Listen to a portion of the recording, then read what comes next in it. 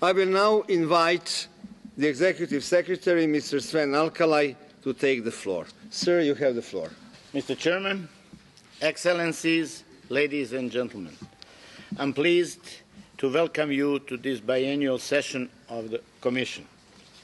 Let me in particular welcome the keynote speakers and panelists who came from far to share with us their ideas and to help us move the agenda of the UN forward. They represent our member states, our partner organizations, businesses, research and think tank centers.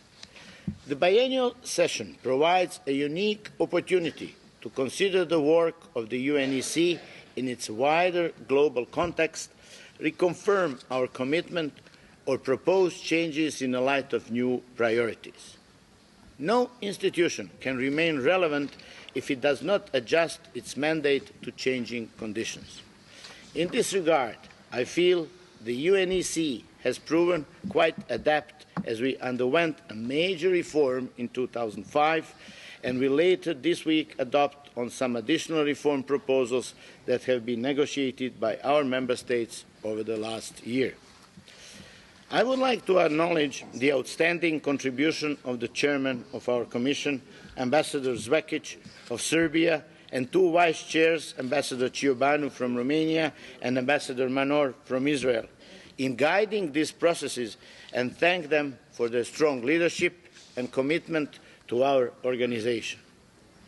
I'm looking forward to working with the new Bureau members who will be elected at the last day of this session.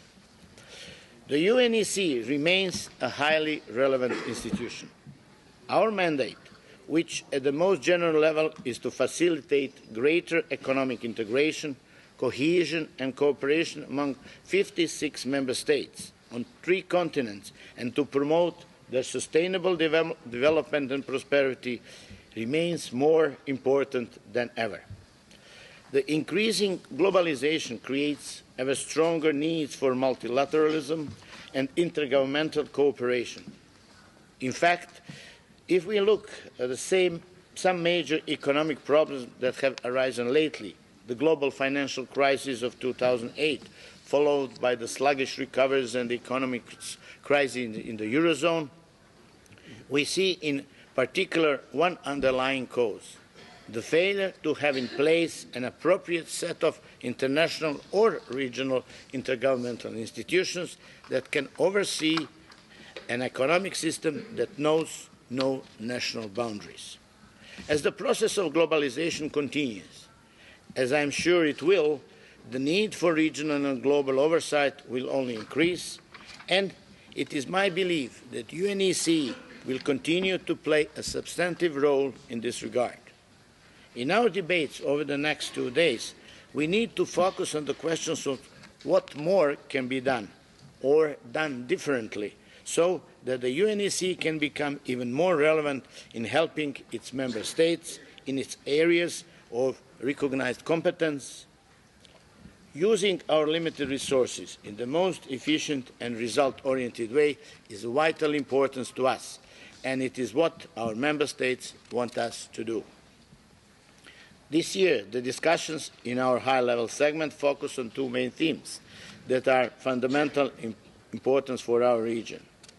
These are: 1, need to make our economic system more environmentally and socially sustainable, and 2, the need to foster innovation and create more dynamic economies.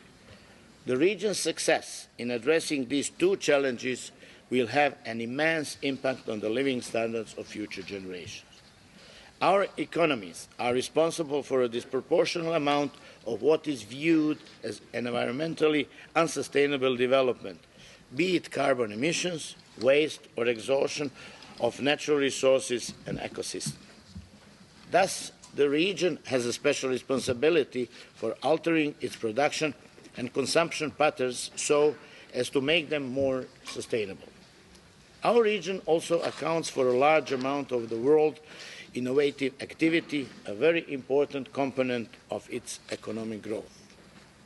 As I have emphasized, the 2 themes we have chosen for this year are especially important for the region, but they are also important globally, as there are a number of ongoing processes in the United Nations system that focus on them.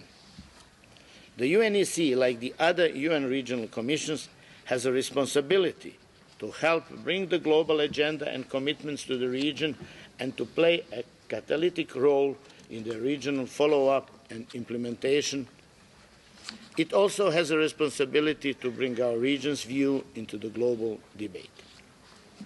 I therefore hope that our discussions can contribute to those global discussions concerning sustainability and innovation.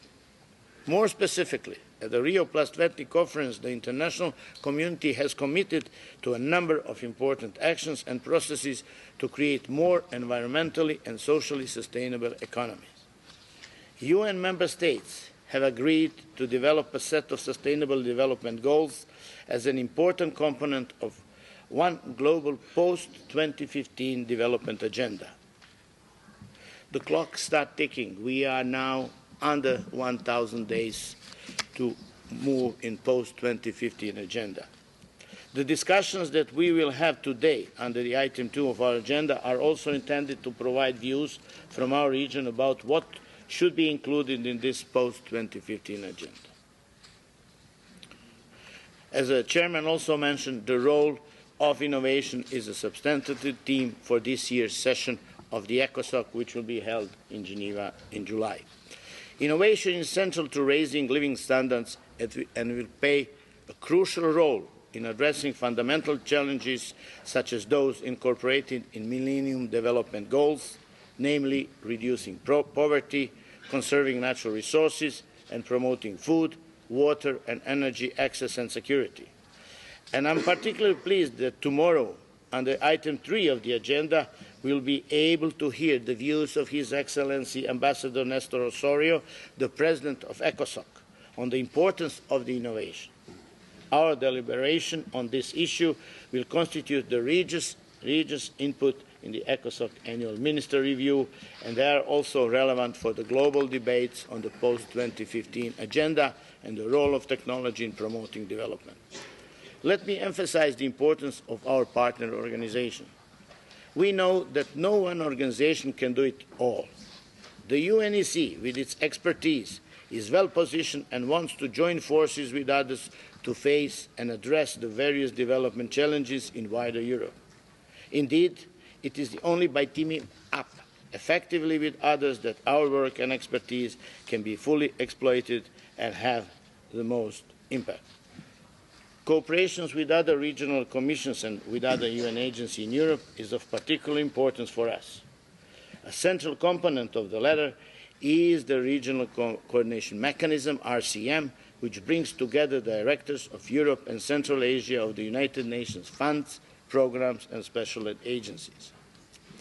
Over the last year, the UNECE has worked both with the other regional commissions and with RCM in producing reports about the possible shape of post-2015 development agenda.